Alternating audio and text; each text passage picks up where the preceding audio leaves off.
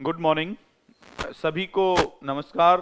तो जैसे कि हमारा जो बैच शुरू हुआ है विदुल ऑनलाइन लर्निंग प्लेटफॉर्म पर, तो उसी कड़ी में जो आज हम नेट और यूजीसी और हमारा एचपीएससी असिस्टेंट प्रोफेसर और जितनी भी सेंट्रल यूनिवर्सिटीज के लिए है, या पीजीटी की जितनी भी पोस्टेज हैं टीजीटी की, तो उनके लिए हमने बैच शुरू किया था साहित्य का। उसी कड़ी में जो आज हम लेके आए हैं, आज हम हिंदी काव्य में की शुरुआत करते हैं कि हिंदी के जो काव्य है वो कहां से प्रारंभ होता है। और इस काव्य की कड़ी में हम सबसे पहले जो बात करते हैं वो करते हैं सिद्ध साहित्य की।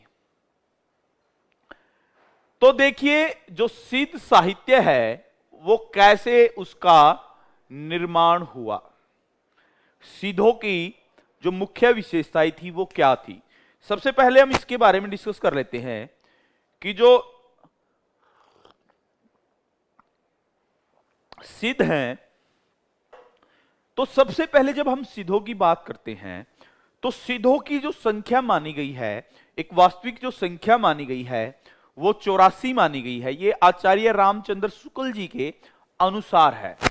और जो हिंदी में जो सिद्धों का जो समय माना जाता है वो 800 ईसा पूर्व से लेकर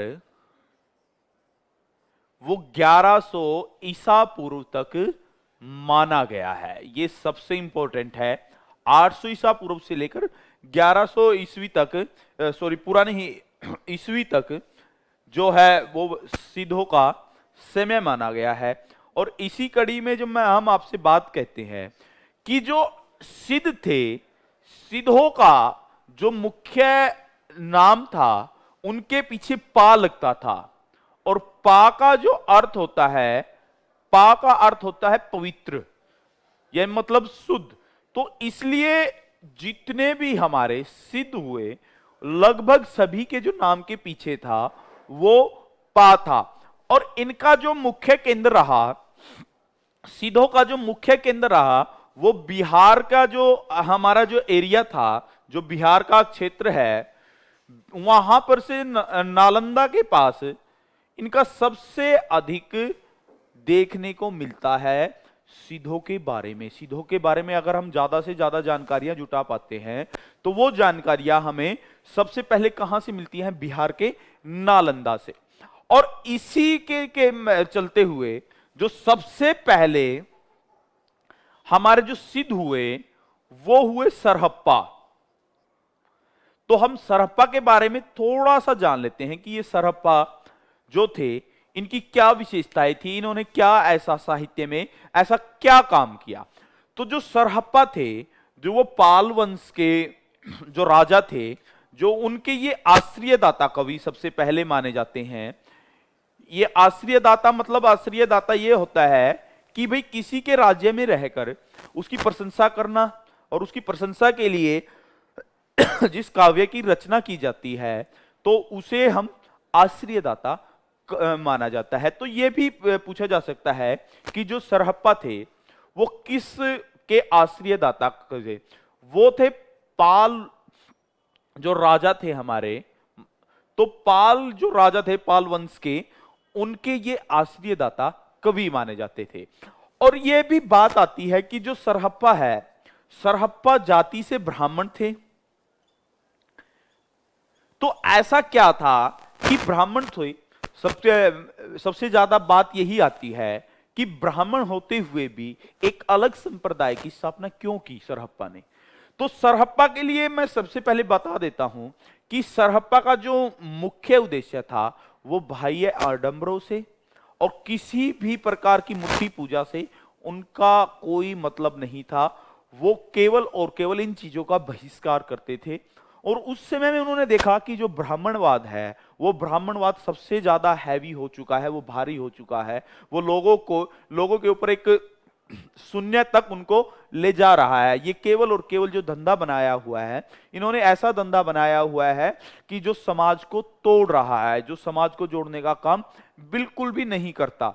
और इसकी मुख्य विशेषता सिद्धों में यही रही है कि जो सिद्ध हैं, सिद्धों में सबसे अधिक कायस्थ ब्राह्मण और अक्षत्रिय ही रहे हैं। ये जो 84 जो हमारे सिद्ध रहे हैं उनमें सबसे अधिक ब्राह्मण, अक्षत्रिय और कायस्थ ही हैं, और इनमें इसी वजह से ये सबसे अधिक विकासशील हुए। मैं आपको बता सकता हूं कि जितनी भी बार धर्म को या संप्रदाय की स्थापना हुई है तो उनमें ज्यादा से ज्यादा संप्रदायों की या धर्मों की स्थापना करने वाले एक ब्राह्मण जाति ही है, क्योंकि ब्राह्मण जाति में सबसे अधिक किंवदंतियां और शून्यवाद की जो प्रवृत्ति थी वो थोड़ी ज्यादा आने के कारण इसलिए इन्हें इनका उद्भव और समर्पण इसलिए हुआ इनका। और मैं दूसरी बात हम चलते हैं कि जो सरहप्पा है, सरहप्पा की जो पुस्तक है वो दोहा कोश और चारिपाद, इनकी ये दो मुख्य पुस्तकें हैं, दोहा कोश और चार्यपाद। और इनका जो मुख्य जो क्रम है मैं उनको बता देता हूं कि जो सिद्धों के बारे में जो ज्यादा से ज्यादा हम अगर पूछता है कि भाई इनका केंद्र क्या था, तो ये भी कई बार पूछा जाता है कि जो सिद्ध थे, सिद्धों ने अपने जो शिक्षाएं थी वो कहां तक फैलाई। तो सिद्धों ने जो अपनी सबसे अधिक शाखाएं फैलाई वो श्री पर्वत पर उनके सबसे अधिक साक्ष्य मिलते हैं। इनके साक्ष्य श्री पर्वत पर सबसे अधिक मिलते हैं। और इनका जो प्रमुख केंद्र था, जो जहां तक ये बड़े हैं, ये पंजाब में इनका केंद्र रहा। उस समय तो हरियाणा भी इसके साथ ही था। और इसके बाद मैं बता देता हूं उत्तर प्रदेश आगरा में भी इनका बहुत बड़ा केंद्र रहा सिद्धों का। और पूर्व में अगर इनका हम देखते हैं तो पूर्व में इतना कुछ देखने को नहीं मिलता। ये कई बार परीक्षा में भी आता है कि जो सिद्ध थे वो भारत की किस दिशा की ओर उनके साक्ष्य बहुत कम मिलते हैं। तो उनके जो साक्ष्य हैं वो पूर्वी और बहुत ही कम मिलते हैं। पूर्व की तरफ सिद्धों के जो साक्ष्य हैं वो बहुत कम है। केवल एक तमिलनाडु में ही इनका एक केंद्र मिलता है, अन्यथा इसमें कोई केंद्र नहीं है सिद्धों के। फिर उसके बाद आपको मैं ये बताया है कि जो इनमें पात शब्द होता है वो पा बहुत अधिक इनमें जो है वो आदर सूचक माना जाता है। और इनकी मैं एक और विशेषता बता देता हूं कि जो ये सिद्ध हैं, सिद्धों का जो आगमन हुआ है वो कहां से हुआ, किस धर्म से ये शाखा अलग हुई है। तो ये जो शाखा अलग हुई है ये बौद्धों से इनका मेल मिलता है, कहीं ना कहीं बौद्धों से इनकी विचारधारा का मेल में आता है। मैं बता देता हूं कि जो बौद्ध थे वो बौद्ध कहते थे कि भाई जो एक समाज है, समाज में किंवदंतियां आ चुकी हैं, जो विचारधाराएं हैं वो निरंतर बदल रही हैं, तो उन विचारधाराओं में हमें गृहस्थ जीवन का त्याग करना होगा और त्याग करके हम दूसरों के लिए जो समर्पण करेंगे वही हमारा धर्म कहलाएगा। लेकिन इस बौद्ध धर्म से जब सिद्धों का आगमन हुआ तो सिद्धों की जो मुख्य विशेषता थी, ये गृहस्थ जीवन में विश्वास करते थे, लेकिन गृहस्थ जीवन के साथ जो इनका मुख्य था, गृहस्थ के साथ ये जो थे तो योग साधना में बहुत अधिक विश्वास था इनका। भाई योग साधना में सबसे अधिक विश्वास इनका माना जाता था। हठ योग नहीं, तीन में हठ योग इनसे जो आगे हुआ, ये कई बार परीक्षा में भी आता है कि हठ योग की जो धारणा थी वो किस संप्रदाय की थी, वो आपकी नाथ संप्रदाय की थी। लेकिन आपकी जो यहां गृहस्थ जीवन और योग साधना का जो मार्ग अपनाया वो मार्ग अपनाया सिद्धों ने। और सिद्धों को इस अवस्था के कारण, गृहस्थ जीवन और योग साधना के कारण जो मिलकर बना, तो इसको वज्रयान भी कहा गया। सिद्ध संप्रदाय को दूसरा जो नाम दिया गया वो नाम दिया गया वज्रयान।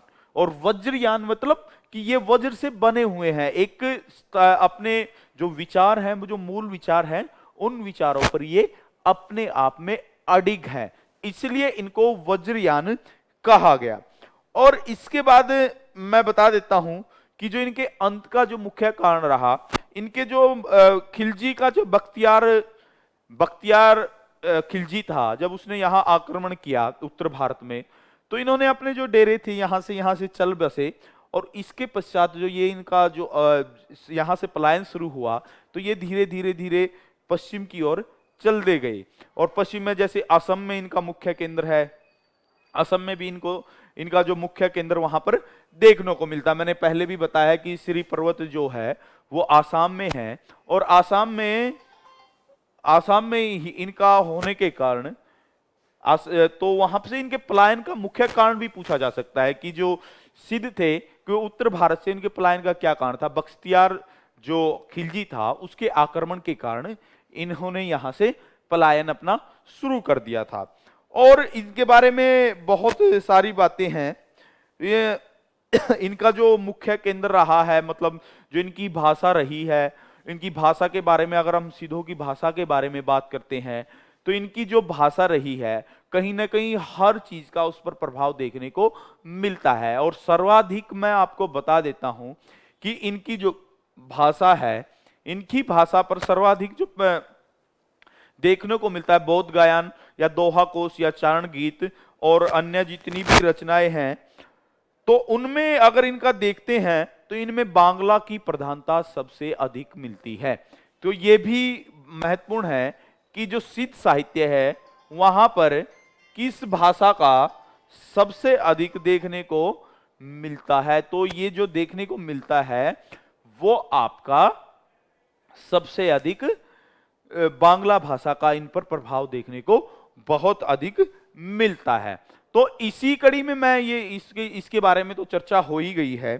अब हम कहीं ना कहीं आगे चलते हैं तो थोड़ी सी और कुछ जानकारियां ले लेते हैं कि भाई जो सिद्ध हैं, तो सिद्धों की जो संख्या है मैं आपको बता देता हूं। आचार्य रामचंद्र शुक्ल जी ने 84 मानी है, और रामकुमार वर्मा जी ने इनकी संख्या 84 मानी है। और इनकी जो संख्याएं हैं अलग अलग तरह से अलग अलग मानी है। लेकिन यह प्रश्न आता है कि जो हजारी प्रसाद द्विवेदी जी जो आलोचक रहे हैं, उस समय के समकालीन आलोचक रहे हैं, उन आलोचकों में जो सबसे महत्वपूर्ण है हजारी प्रसाद जी, जिन्होंने आदिकाल इसको नाम दिया है, उस काल में इन्होंने इनकी संख्या, सिद्धों की संख्या कितनी मानी है। तो हजारी प्रसाद द्विवेदी जी के अनुसार जो वर्ण रत्नाकार जो पुस्तक है उनमें इनका परिचय मिलता है, तो उनके अनुसार 76 से 78 वर्ण रत्नाकार के अनुसार, वर्ण रत्नाकार जो पुस्तक है उस पुस्तक के अनुसार इनकी जो संख्या मिलती है हजारी प्रसाद द्विवेदी जी के अनुसार, तो वो मानते हैं कि भाई इनकी जो संख्या है, इनकी संख्या यहां पर कितनी रही है, 76 से 78 इनकी संख्याएं रही है। और अब इसके बारे में थोड़ा सा और जान लेते हैं। इसके साथ देखिए, जैसे ये हमारे 84 सिद्ध थे, तो इनमें 4 महिलाओं का भी वर्णन मिलता है, जो 4 महिलाएं भी इसमें आती हैं। तो यह भी महत्वपूर्ण है कि जो सिद्ध साहित्य है, सिद्ध साहित्य में जो इनकी प्रवर्तक हैं, उन प्रवर्तकों में 4 महिलाएं मिलती हैं भाई। और मुख्य बात क्या है, 65 नंबर, 66 नंबर और 67 नंबर लगातार तीनों जो नंबर हैं वो सिद्ध साहित्य में महिलाएं हैं। वो जो 65, 66 और 67 जो है वो सीधा जो है वो महिलाएं हैं। और इनके लिए मैं आपको बता देता हूं कि जो महिलाएं हैं वो है मणिप्रभा,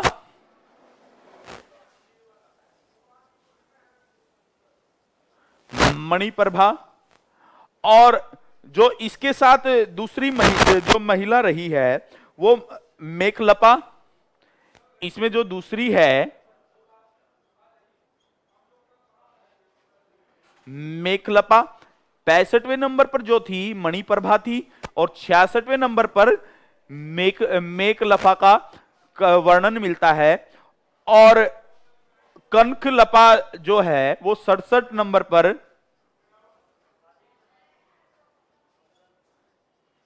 कनकलपा जो है उसका जो स्थान है वो आपका 67वां स्थान है नंबर पर मिलती है। और इसका मैं एक और बता देता हूं कि जो फिर इसके बाद 72वां नंबर आता है भाई, जो 72वां नंबर है, वो जो नंबर आता है वो आता है लक्ष्मी करा का, लक्ष्मी कारा। तो ये भी बहुत अधिक महत्वपूर्ण है कि जो सिद्ध है, सिद्धों में महिलाओं की संख्या क्या थी, ये तो आपको याद रखना है। मणिप्रभा, मेघलपा और कनकलपा और लक्ष्मीकरा, ये 4 महिलाएं इनमें रही है। और मैं कुछ आपको इसके बारे में कुछ और जानकारियां दे देता हूं कि जैसे इनमें जो सिद्धों में मुख्य बात आती है कि भाई जो सिद्ध हैं, सिद्धों में जो सबसे बड़े माने जाते हैं, सिद्धों में जो सबसे बड़े माने गए हैं वो आपके सरहप्पा माने गए हैं, सरहप्पा के बाद कणहप्पा माने गए हैं, और वो अलग अलग विद्वानों के अनुसार अलग अलग उनका मत है। लेकिन इसके बारे में हम थोड़ा सा कर लेते हैं कि जैसे हमारे सबसे पहले है सरहप्पा, क्योंकि यूजीसी नेट में या अन्य की जितनी परीक्षाएं हैं उनमें सबसे पहले कालक्रम पूछा जाता है कि भाई कालक्रम के अनुसार बताइए। तो इसको मैं आपको बता देता हूं। सरहप्पा की जो पुस्तकें भी मैं साथ लिख रहा हूं, दोहा कोश, चारणपाद, इनकी मुख्य 2 पुस्तकें हैं। और इनका जो क्रम है मैं इनका संवत 1817 में इनका जन्म माना जाता है। संवत के अनुसार मैं आपको बता रहा हूं, 1817 में इनका जन्म माना जाता है भाई। ये सबसे पहले हैं, सबसे बड़े हैं। और मैं बता चुका हूं कि ईस्वी और संवत में 57 वर्ष का फर्क होता है। जो संवत होता है वो 57 वर्ष आगे चलता है। अगर आपसे पूछे कि सरहप्पा का जन्म बताइए तो इसमें से 57 को माइनस कर दीजिए तो उसका आ जाएगा। फिर आता है सबरप्पा। सबरप्पा ये भी सिद्धों के बहुत महत्वपूर्ण संत रहे हैं और इनका जो क्रम रहा है वो 837 संवत, सॉरी मैं बता रहा हूं, इनका जो जन्म स्थान रहा है वो 857 रहा है। फिर आता है बुक्सुप्पा, आता है बुक्सुप्पा का नाम आता है। ये बुक्सुप्पा का मैं आपको बता देता हूं कि बुक्सुप्पा बहुत महत्वपूर्ण सिद्धों के कवि रहे हैं और बुक्सुप्पा ने जो परंपरा है थोड़ा सा उससे हटकर काम किया है। सरहप्पा ने योग साधना पर काम किया है, गृहस्थ जीवन पर काम किया है, ब्राह्मण थे। सबरप्पा ये जाति के अक्षत्रिय थे। इनका जो थोड़ा बहुत जो काव्य है, कई बार ये पूछ लेता है कि वो किस उसमें है, इनका जो काव्य है थोड़ा सा वीर काव्य की ओर कहीं ना कहीं संकेत करता है।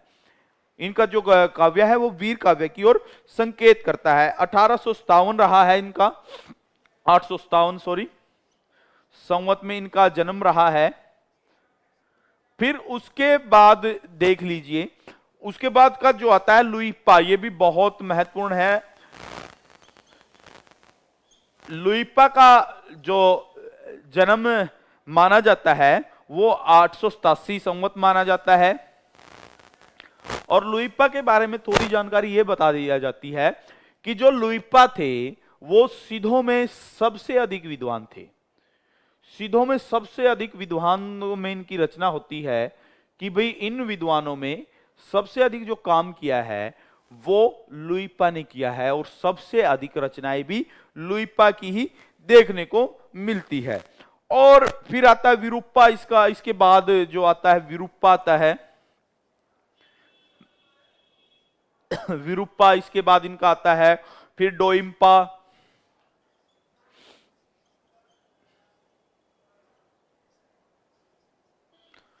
तो ये तो इनके थोड़े से मुख्य हैं कि भाई इनमें मैं एक और बता देता हूं कि इनमें थोड़ा थोड़ा ही फर्क है।